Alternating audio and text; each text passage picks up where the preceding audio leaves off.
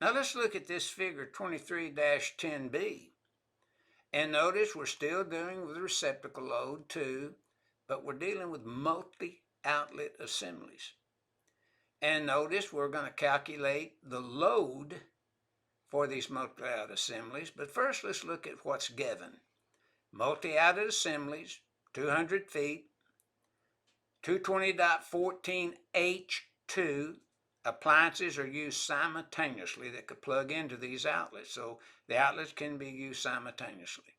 So under that concept, step 1, 220.14H2 supplied, 200 foot times 1 times 180 VA, 36,000. Now that 1 is 200, 1 foot for every 200 foot.